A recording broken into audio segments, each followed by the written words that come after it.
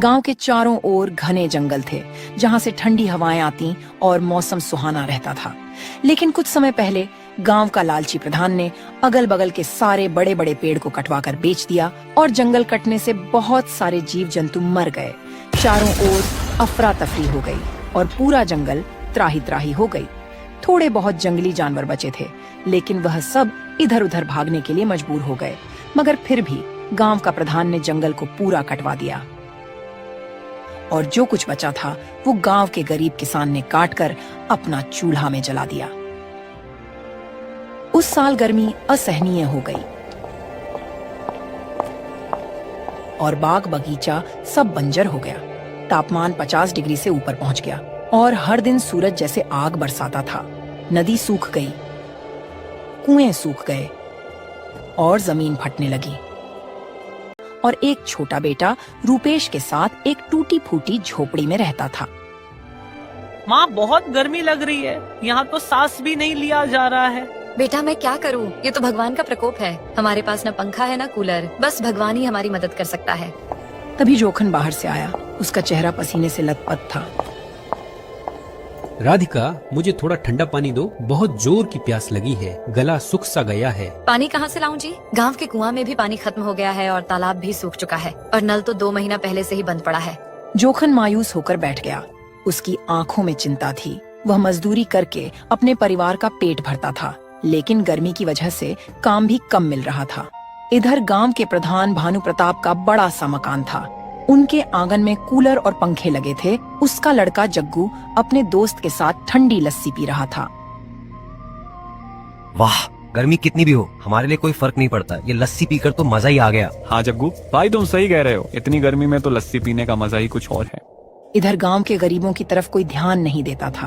वे पसीने से लथपथ मजदूरी करते थे, लेकिन उनके लिए कोई राहत नहीं थी। तभी गांव का एक गरीब किसान सुखू भगवान से प्रार्थना करता है, हे भगवान, कुछ तो रहम करो हम गरीब पर। कब तक हम गरीब लोग इतनी गर्मी सहन करेंगे? अब तो सभी जगह भी पानी खत्म हो गया है। इस गांव में सबसे बड़ी मुसीबत थी कि इतनी गर्मी में कहीं भी पानी नहीं बचा था। सारे तालाब और कुएं सूख गए थे और पानी की चर्चा हो रही थी।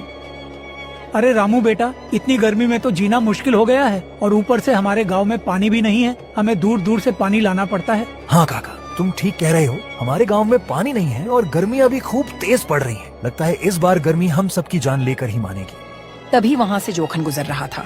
जोखन उन लोगों की बात सुनकर उनके पास जाता है और उनसे कहने लगता है, देखो काका, हम सबको तो पता ही है कि अभी कितनी गर्मी पड़ रही है और हमारे गांव में पानी भी खत्म हो गया है। हम सभी को दूर दूर से पानी लाना पड़ता है। हम सबको मिलकर इस समस्या का समाधान खोजना चाहिए, नहीं तो हमारे बच्चे अभी बहुत छोटे छोटे हैं। वह इतनी गर्मी सहन नहीं कर पाएंगे, उनकी तो जान ही निकल जाएगी। हाँ जोखन, तुम कह तो ठीक रहे हो, लेकिन पहले ये सोचो कि हम सब इतने गरीब हैं कि हमारे पास 2 टाइम खाने के लिए रोटियां तक भी नहीं है। तो हम इस समस्या का समाधान कैसे करेंगे? गांव के सभी अमीर लोग अपने घर में बैठकर कूलर और पंखे का मजा ले रहे हैं। वे सब तो हमारे बारे में कुछ सोचते भी नहीं हैं। हाँ काका, तुम सही कह रहे हो। हमारे गांव के अमीर लोग हमारे बारे में कुछ सोच ही नहीं रहे हैं। उन्हें क्या परवाह, वे तो आराम से अपने घरों में पंखे और कूलर का मजा ले रहे हैं और हम बेचारे गरीब लोग इतनी गर्मी में भटक रहे हैं। ऊपर से तो कहीं पानी भी नहीं मिल रहा है।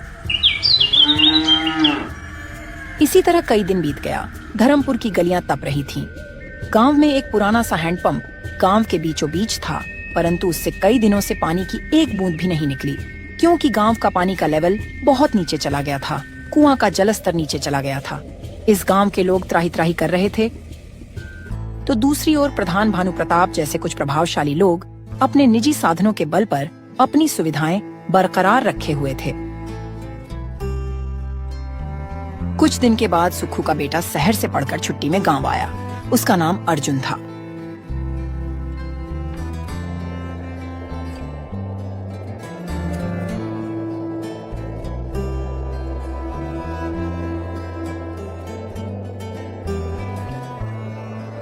प्रणाम पिताजी, और बताइए आपकी तबीयत कैसी है और सब गांव के लोग ठीक है ना? क्या बताऊं बेटा, हाल तो बहुत बुरा है। इतनी तेज गर्मी है, ऊपर से गांव में पानी की कमी और गांव के नल से भी पानी नहीं आता है। तालाब भी सूख सा गया है। थोड़ा बहुत कुआं में पानी है, वह भी सूखने की कगार पर है। पर सारी बात छोड़ो, तुम पहले खाना खा लो और आराम कर लो। तुम्हें इतनी गर्मी में गाँव नहीं आना चाहिए था।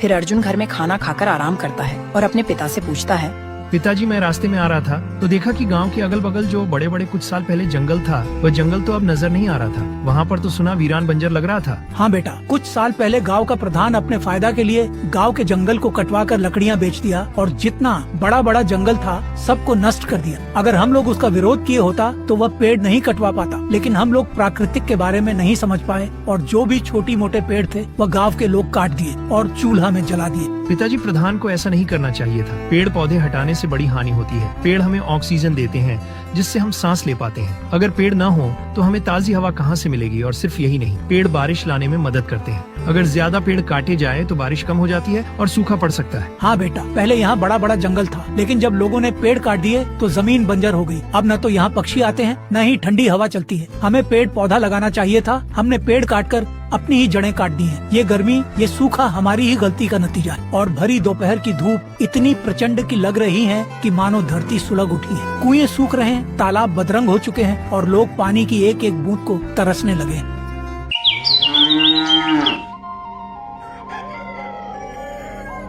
अगले दिन अर्जुन गांव के चौपाल के पास जाता है जहां गांव के बड़े बुजुर्ग गर्मी में बैठते थे।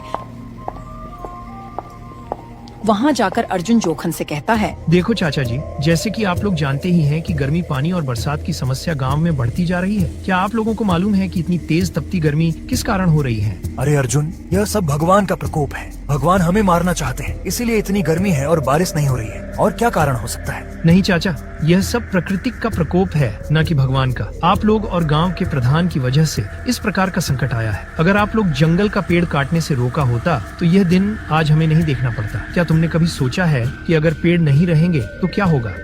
यह बात सुनकर वहाँ के सभी लोग चौंक जाते हैं और आश्चर्य से भोला बोला, अरे अर्जुन, तुम कहना क्या चाहते हो? साफ साफ बोलो, हमें कुछ समझ नहीं आ रहा है। क्या आप लोगों को नहीं लगता है कि पेड़ पौधे काटने से बड़ी हानि होती है? पेड़ हमें ऑक्सीजन देते हैं जिससे हम सांस ले पाते हैं। अगर पेड़ न हो तो हमें ताजी हवा कहाँ से मिलेगी? और सिर्फ यही नहीं, पेड़ बारिश लाने में मदद करते हैं। अगर ज्यादा पेड़ कट जाए तो बारिश कम हो जाती है और सूखा पड़ जाता है। यही गलती आप लोग से हुआ है। कुछ साल पहले गाँव के अगल बगल पेड़ कट गए, इसीलिए सूखा पड़ा है और बारिश नहीं हो रही है। हाँ, मुझे भी ऐसा लग रहा है, क्योंकि जब से पेड़ कटे हैं तब से दिन पर दिन बरसात कम होती जा रही है और गर्मी बढ़ती जा रही है। कुछ लोगों को यह बात अच्छी लगी, लेकिन कुछ लोगों को मजाक लगा कि यह अर्जुन शहर से पढ़ लिख कर गाँव आया है, इसीलिए यह पेड़ पौधे के बारे में बात कर रहा है, क्योंकि शहर में पेड़ पौधे नहीं मिलते हैं।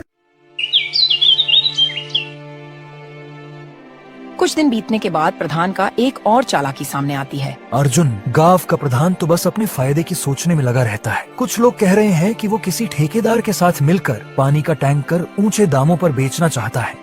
अर्जुन को यह सुनकर झटका लगा। वह सोचने लगा कि इसी तरह रहा तो गांव लूट लिया जाएगा। इसी विचार से वह प्रधान के घर की ओर चल पड़ा।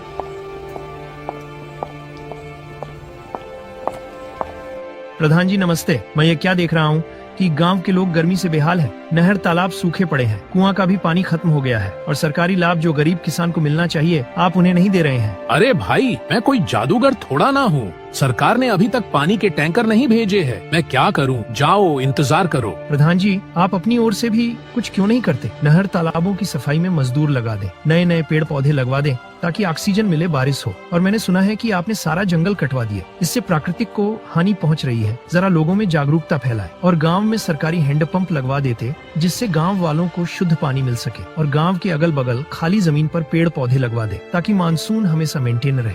तुम लोग गरीब के बच्चे 4 दिन क्या शहर में पढ़कर गांव में आ जाते हो और अपने को मंत्री समझ लेते हो और सभी को ज्ञान की बातें सिखाने लगते हो। तुम्हें क्या लगता है मुझे समझ नहीं है? मैं लिखकर सरकार को भेज चुका हूँ, बस मंजूरी आ जाए तो काम शुरू हो जाएगा।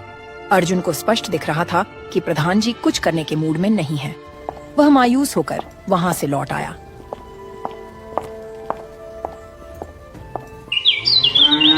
कुछ दिन बाद गांव में एक वृद्ध साधु वासुदेव आए।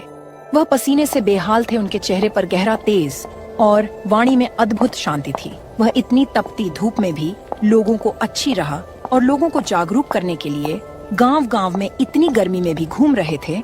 वह सबसे पूछते फिर रहे थे, यहाँ का पानी इतना दूषित क्यों हो गया है? क्या मुझे साफ पानी मिल जाएगा क्या? मुझे बहुत तेज प्यास लगी है, कंठ सूख सा गया है। अर्जुन ने जब साधु को देखा तो बातचीत की और पानी दिया।